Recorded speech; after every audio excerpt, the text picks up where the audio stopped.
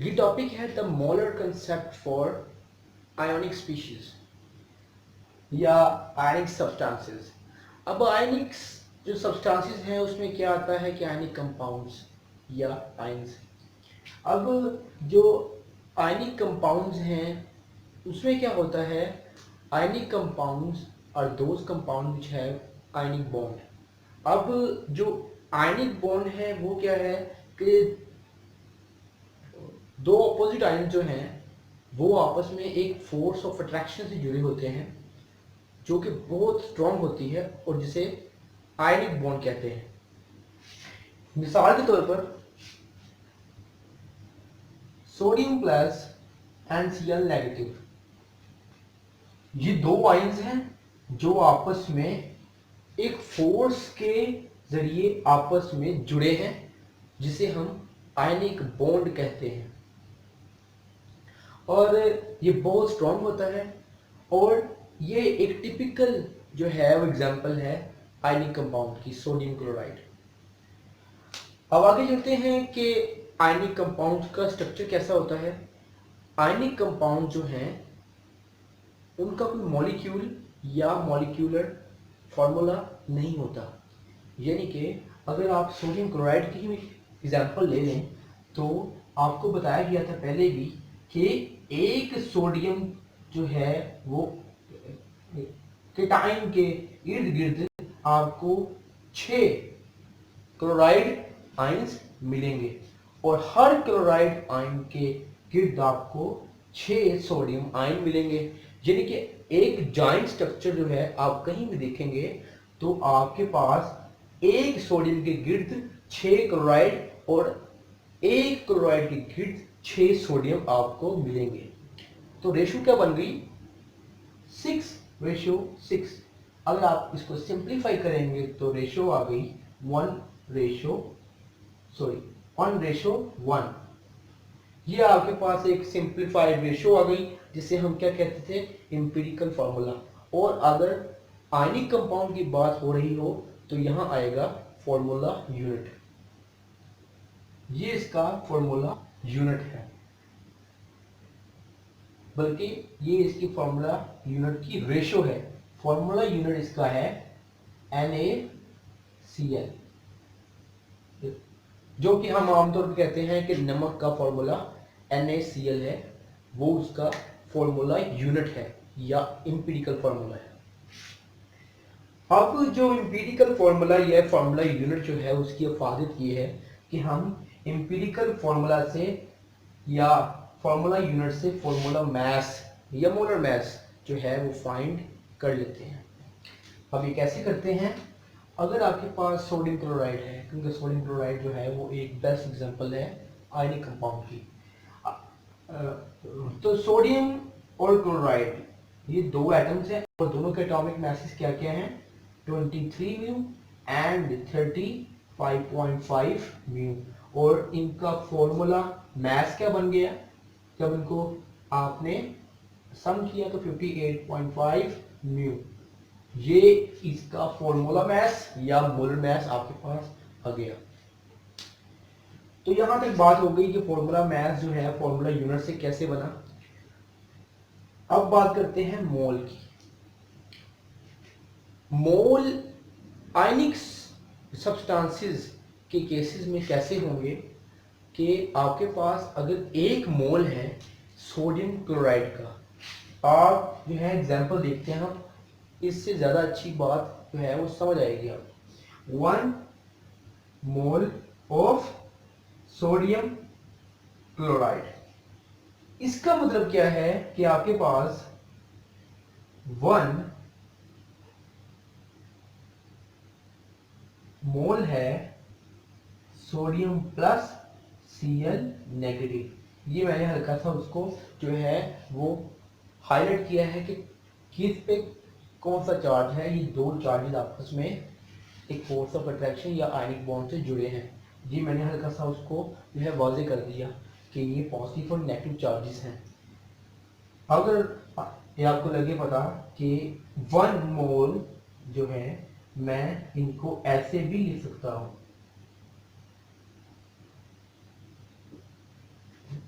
1 मोल sodium plus 1 मोल chloride है। जिस तरह हम करते थे मॉलिक्यूल में कि एक मॉलिक्यूल का अगर आपके पास 1 मोल है, तो अगर विल्फर्ड उसमें 2 एटम्स हैं तो क्या होगा, 1 मोल उस मॉलिक्यूल के हर 2 एटम जो हैं जो उसके अंदर हैं, तो क्या होगा कि आपके पास हर एटम का 1 मोल होगा। जैसे मिसाल अगर मैं आपको यहाँ वही दूं, तो कार्बन मोनोऑक्साइड ये आपके पास एक मॉलिक्यूल है, और मॉलिक्यूल अगर ये आपके पास 1 मोल है, तो इसका मतलब क्या हुआ कि ये 2 एटम हैं, और आपके पास अगर इसका 1 मोल है तो आपके पास इन दोनों का 1 मोल जो है वो मौजूद है। तो इसी तरह 1 मोल NaCl में 1 मोल सोडियम का और 1 मोल क्लोराइड आयन का मौजूद है। और अगर आपको याद हो कि 1 मोल में कितने पार्टिकल्स थे या केमिकल यूनिट्स थे, Na number, Na mean Avogadro number, Na sodium ions plus Na chloride ions, और दोनों को अगर आपने एक टोटल नंबर ऑफ आयंस निकालना है तो आपके पास टोटल आयन बन गए 2 Na। ये आपके पास जो है वो फर्स्ट एग्जांपल हुई सोडियम क्लोराइड के केस में कि आपके पास जो है वो एवोगैड्रो या मोल्स, कैसे आपके पास एक आयनिक सब्सटेंसेस के भी मोल होते हैं और आप उन मोल को कैसे एवोगैड्रो में कन्वर्ट करते हैं। अब एक दूसरी एग्जांपल हम देंगे, वो है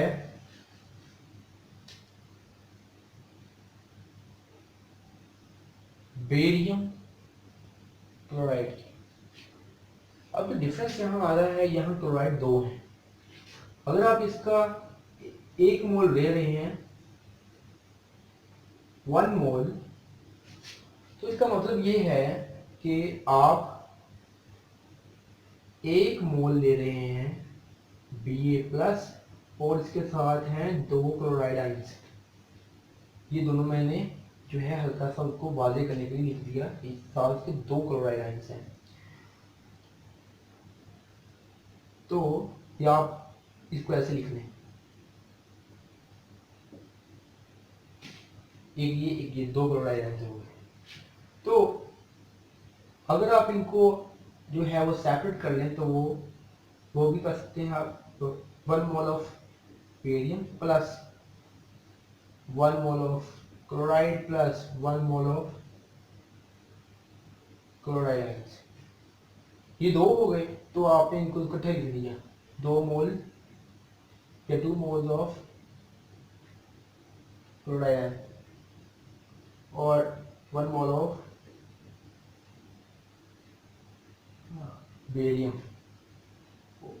सॉरी यहाँ 2+ है इसका चार्ज। आपके पास 1 मोल है बेरियम आयन का और 2 मोल आपके पास हैं क्लोराइड आयंस के।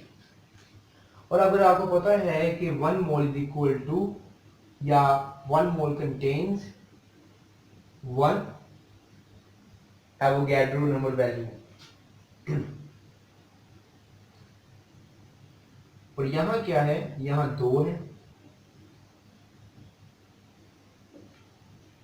और अगर आपने इनको जो है वो आपने टोटल नंबर ऑफ निकालने हैं, टोटल नंबर ऑफ आयंस, तो ये 2 है, ये 1 है, ये आपके पास बन गया 3Na। ये आपके पास आ गई दूसरी एग्जांपल।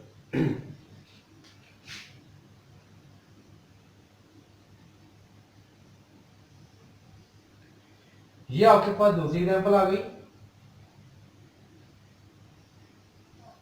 अब एक और एग्जांपल करते हैं और इसको जो है वो क्लोज करते हैं। अगर आपके पास एक और एग्जांपल है AlCl3 या एल्यूमिनियम क्लोराइड की, ये भी एक सॉल्ट है, आयनिक कंपाउंड है, ये भी आयनिक कंपाउंड है और ये भी आयनिक कंपाउंड है और तीनों सॉल्ट है। अब इसका अगर आपके पास 1 मोल है तो इसका मतलब है कि आपके पास 1 मोल ऑफ एल्यूमिनियम 3+ और इसके साथ क्या क्या लगा हुआ है, chloride ion, chloride ion, chloride ion, यानी कि आपके पास 1 मोल इस पूरे जो है वो फॉर्मूला यूनिट का है। तो अगर आप इसको सेपरेट कर लेंगे तो 1 mole of aluminium ion plus 1 mole of chloride ion plus 1 mole of chloride ion plus 1 mole of chloride ion, ये आपके पास जो है, इसको जरा मैंने सेपरेट करके लिख दिया। अब क्या होगा इसके बाद कि इसको मैं जरा सिंप्लीफाई करने की कोशिश करूं। 1 मोल जो है आपके पास एल्यूमिनियम आयन के हैं और इसको मैंने इकट्ठा कर दिया 1 2 3 moles, 3 moles of chloride ions. और अगर आपको पता हो कि 1 मोल जो है वो किसके बराबर होता है, कितने केमिकल यूनिट के बराबर होता है, वो होता है Na के बराबर। अब Na क्या है, एवोगाड्रो नंबर, और 1 Na जो है आपके पास नंबर है एल्यूमिनियम 3+ का, और आपके पास 3 Na है किसका,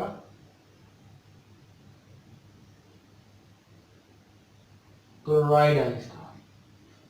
और अगर आपने एक टोटल नंबर निकालने हैं आयंस के तो 1 + 3 4 Na आपके पास जो है वो टोटल नंबर ऑफ आयंस जो है वो एल्यूमिनियम क्लोराइड में निकलेंगे। ये थी 3 एग्जांपल्स और तीनों के जो मोल सेम है, 1 मोल 1 मोल 1 मोल, लेकिन एटम्स जो हैं उनका जो नंबर है वो डिफर कर रहा है और इसी वजह से जो टोटल नंबर ऑफ आयंस हैं वो भी डिफर कर रहे हैं।